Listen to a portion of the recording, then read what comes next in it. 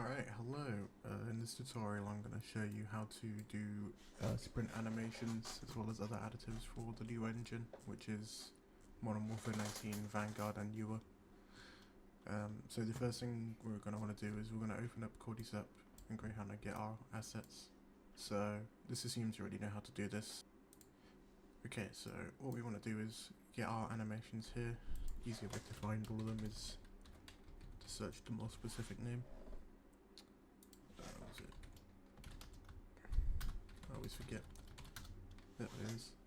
Alright, and then we could just export all of these. There's quite a few of them. Like that. And we also want to get our model as well.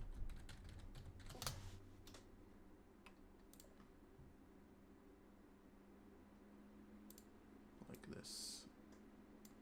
And we'll just get all of the base models.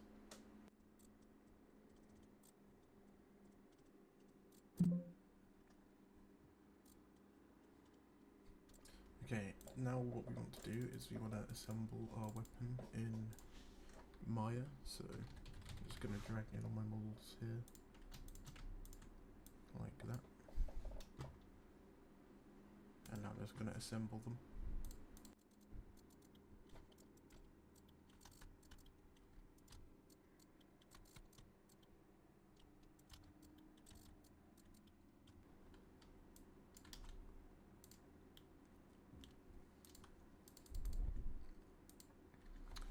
There we go, now we have our model assembled. Now what we can do is we can quickly save this. I'm just going to label this additive test, but you want to name it whatever you want, like related to the weapon. And now what we want to do is we want to get a pair of view arms from the game. So I'm just going to go with, I don't know, Alejandro. Do that. What's his name?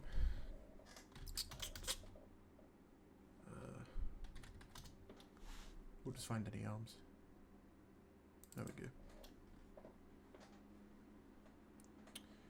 Okay, and now we want to import those into the scene. Wherever it is. There it is. Just like that. And then what we want to do is we want to attach our gun to the arms. So we want to open up until we find tag weapon. We want to put J gun under tag weapon here. And zero the translates, like so. So now what we want to do is we want to export a model that we can use with the Alchemist program, so that we can make all the additives. So what we want to do is rename JGun to something else. I call it JGun X. Select the joints and select hierarchy, and then export it as an SE model. You can download the SE tools from Maya online if you don't have them. And now I'm just gonna save this model here. I'm gonna call it M4 skeleton. Okay, and now what you want to do is you want to get Alchemist, and I've provided the link in the description to the download. So what you want to do is you want to download that and open it up in here in your folder. And then what you want to do is you want to open the program, and it'll bring up a menu like this. And from here we can put our animations in, and we can add extra animations that can apply over the top.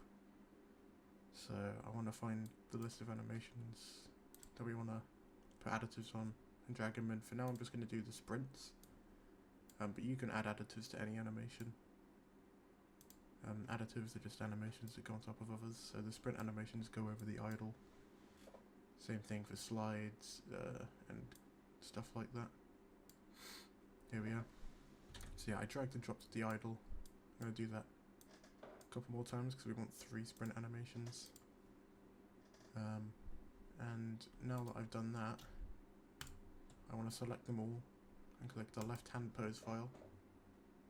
And we want to find the left hand pose animation, which is here, pose underscore L. This is the pose for the left hand, and then the same for the right hand as well. I'm going to find pose underscore R, which is here. And then the last thing what we've got more selected is we want to put the skeleton in by clicking this icon. And we can go to downloads and find this model that we just exported and add that in.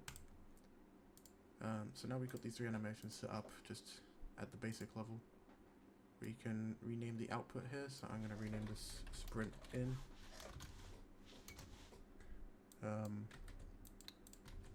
Sprint loop and sprint out.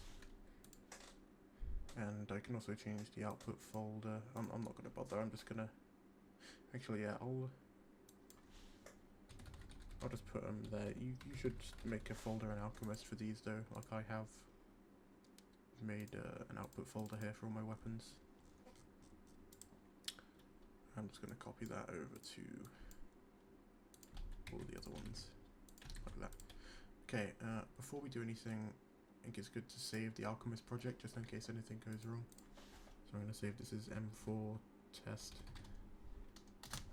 I also have a folder for that in Alchemist that I recommend you use for saving your projects in here. But anyway, now what we want to do is we want to add the actual additives to these animations. So you can see we have an animations layer box here. And what we can do is we can click this icon at the top, add animation layers, and we can look for the animation. Although there is another way that I prefer to do, which is to drag and drop instead. Just make sure you have the right animation selected in Alchemist when you drag and drop. There's two animations that are put on top of idle to make sprints. It's different for each one. For the sprint in, what we need is the walk loop, which is, it's the walk offset additive. I'll expand that so you can see it. And then we also need the walk to sprint, which is here. So the reason we do the walk offset additive on the in and out, because it's technically in the walking stage when it's doing that animation. But for the sprint, we actually need the sprint offset and the sprint loop. The offset always needs to come first in the animation list. It matters about the order here, because that's the order it gets applied in. And now for the sprint out, we want the walk offset additive again. But this time we want sprint to walk, which is a little higher up the list here. Here it is, sprint to walk. And now that should be the animations, so I'm going to save the project again. And now what we can do is we can save the animations here with this button. You see it's generated them. And now if I go to my exported files, here they are, you can see these three animations have been generated. And now in here, in Maya, I can drag and drop the animation, import it with the SE anim importer. If I go down here, you can see the sprint in has been animated. Let me see if I can set up a camera real quick. I don't really know how to do Maya too well with the cameras and stuff, but you can basically see that it does the sprint in animation and then the sprint loop and also the sprint out too. And this also works for the super sprint as well. So if I delete these three, what I can do is try the super sprint for you as well. So here it is, we want the walk to super sprint for the first. We want the super sprint offset and the super sprint loop in the main animation, which are here. And then we want the super sprint to walk for the last one. And then if we save the project and export and go back to our exported animations, you can see here now that it goes into super sprint instead, like so. And actually this is a very important thing I forgot to mention. Some animations, the left hand will attach to the IK handle, and you don't want that for the sprint loop. You don't want IK attached, so you actually want to do, you want to untick enable left hand for super sprint loop animations. Regular sprint still needs it, and I think some two-handed super sprints will still need it as well. It really depends on the weapon. You can see now though the hand moves properly, as you'd expect it to in the super sprint. And again, here's the super sprint out as well. Pretty simple. yeah, that's how you do additive animations. All the credit obviously goes to Scub for making the tool. Yeah, he's done all the actual important work, just showing you how to use it, but that's pretty much all there is to additive animations. It's super simple with this tool. Yeah, it saves like hours of figuring out animations yourself. And you can also do this for grips as well. So if I show you and get the M4 grip model, or I'll just get a vert grip, I'm not really too bothered about what model it is.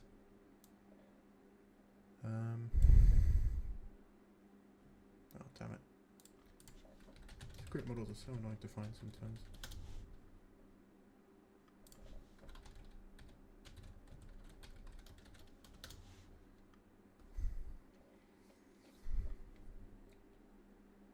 Just one sec. There we go, load game.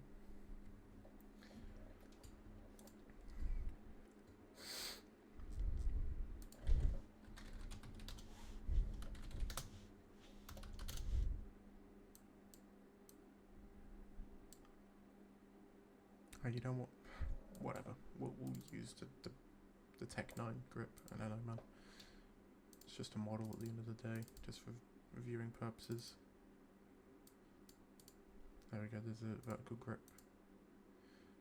So yeah, if we can go ahead and attach our grip here. Tag folding grip to the tag folding grip on the barrel. 0 out, just like that. And we want to make note of this bone name, tag IK lock LE for grip. You want to copy that, and we want to put that in here in the IK target bone override. We can put it in the left hand one here, so now it will go to that bone instead. And now what we want to do is we want to re-export our model now, our skeleton, with the bones for the grip. So again, select all of the view arm joints and export as an SE model. Just going to save it to here, save my program, and re-export the animations. And now you should see that the hand will attach to the grip as it's supposed to in the animation. So if I come back down here, you can see now the hand is on the grip. Oh, there's actually one more thing I forgot. It's in the right place, but it's not using the correct pose. So we also need to change the left hand pose of these animations to the one for the grip. Most weapons won't have a different right hand pose. They pretty much always use the same right hand pose, but it's always good to check. I think it's just grip vert. We can put that on there.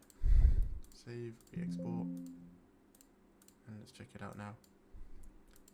There we are. That's the M4 grip pose. You can see it looks a lot more accurate to how it looks in game. And again, it comes off properly during the animation and during the sprint loop as well.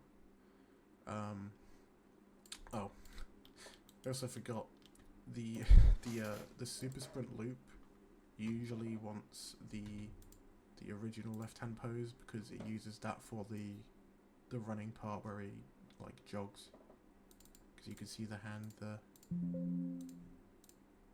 I did forget about that part, I always do. Now if I bring this back in again, you can see the head looks normal when he's running. But then on the other ones it's still the grip pose, and now you can see the hand returns as it should in its proper place. And there you go, that's how you get your sprint animations done. You can do them for attachments, the base weapon, whatever you want. It's the same method. And yeah, this works as well for the idle actives that I showed in my last video. That method's kind of outdated now and doesn't really give you the best results. What you could do now is pretty much the same thing as we did with the sprints, but for the idle actives. So if I show you now, we drag in the idle. At least we try. It's adding it as a additive. How do I unselect it? I'm not sure. I'm just going to reopen it, I think. That's the easiest method. Because I'm lazy. Okay, and now we drag and drop the idle one. Okay, so now we have a fresh idle animation. what we can do is add our poses in again. I'm just gonna steal them from over here. Same with the skeleton. And now for the idle active, we do the same thing as the other additives, except we just put the idle active one on instead. Here it is, idle active. Drag it on like so. And I'm going to rename the output to idle_active and put it in the right folder. Now, if I export, oh, I've made a mistake. That's not good. Let's see, where did I screw up?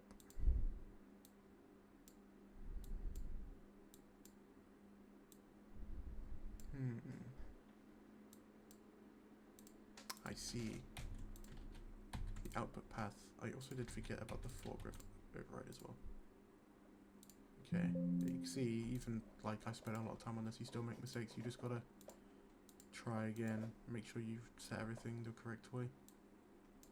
Here we are, we have the idle active.